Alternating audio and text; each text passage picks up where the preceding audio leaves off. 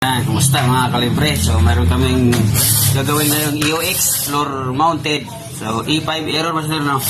Yan, ipapakita natin to. So ito yung display. So ito yung indoor board niya. So itong outdoor. So 5TR to master.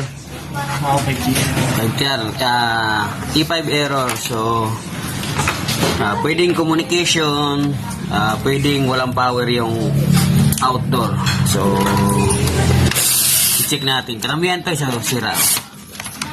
Yan, bigay yung power supply niya. Kung may power to, so check natin yung yung signal. So communication problem. Testing na tayo mga kalibre sa EOX E5 error. Ayan, may mga power na Kaya 0-0. Ibig sabihin, antayin na lang natin na mag-running to. Dalawang reactor, outdoor fan motor, saka malaking compressor. Antayin natin yung mag-running.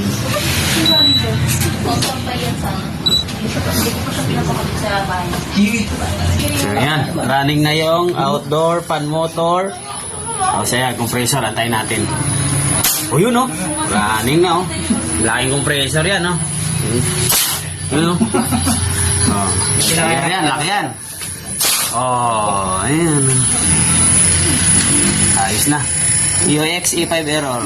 Okay. Floor mounted. Okay.